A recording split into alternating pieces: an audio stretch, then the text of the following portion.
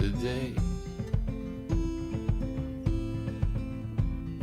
I'd always paint in books, actually. The paintings are built up in layers. I think they take, I mean, in man hours, I don't know, I've never added it up, really.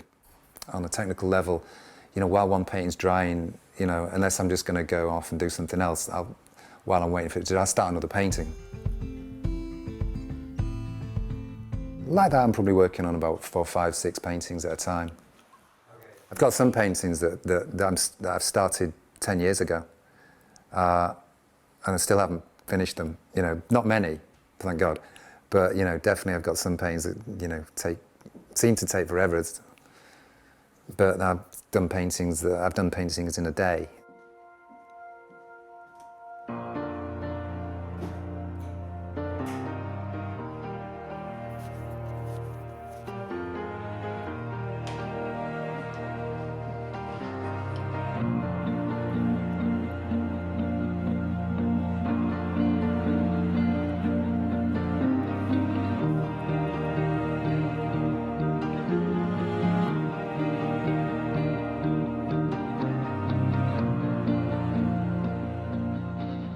There's not so much painting as just getting rid of what was there.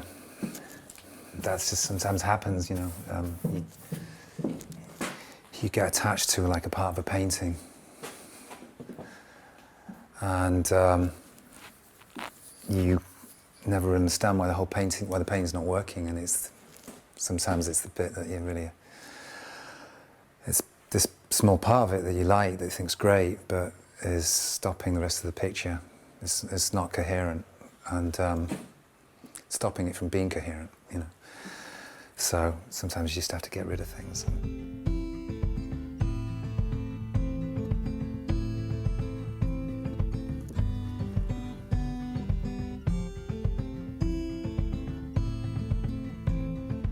mean, this is a painting that I did.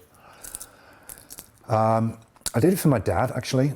He was quite a Victorian sort of dad in some ways, you know. He wouldn't have, like, swearing in the house, you know. That would be something he wouldn't, like, tolerate, really. Instead of saying, shut the fuck up or something, you know, he would say, pipe down or something like that, one of these phrases that's sort of antiquated, in a way, but I remember very well. I don't know if it's sad or not, but really, when he developed Alzheimer's, his sensibilities, those particular sort of sensibilities were shot, really, and he began to swear, like, you know, a hell of a lot, making up for lost time. So this is like an amalgamation of, like, you know, my dad's sort of language. I think he'd like it if you know, if he could see it, if I was able to explain it to him. I think he'd like it.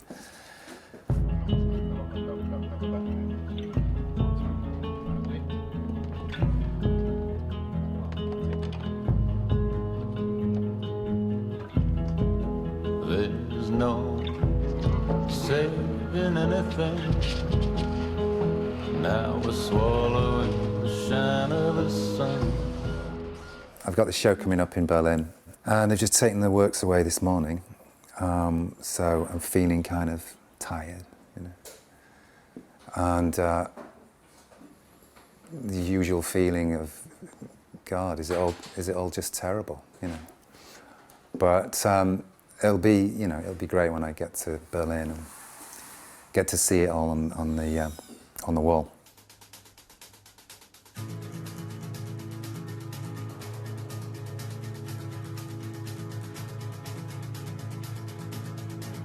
Sorrow found me when I was young.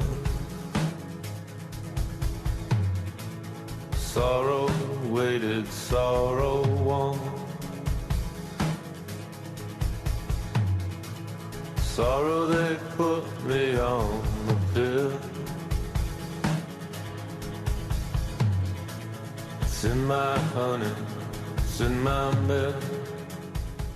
Books were an important part of my life. Humour was too, where I grew up. It was an industrial town. People saw life as carnage, really. Just one long, ongoing sort of difficulty, you know, but relieved here and there with humour, but black humour. 'Cause I don't wanna get over you. I don't wanna get over you.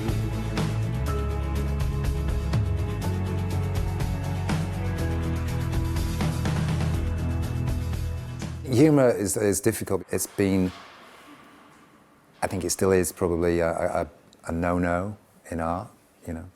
Humour's a no-no, nostalgia's a no-no. I think it's perhaps because people don't like to trust their emotions when they look at work. I think they prefer to have a cerebral response to work rather than an emotional one. Emotions are not trustworthy, you know. So we have to be careful and wary of them, you know. They might take us the wrong way. But that's not why I've decided to, you know, use both humour and nostalgia in my work. It's just happened that way.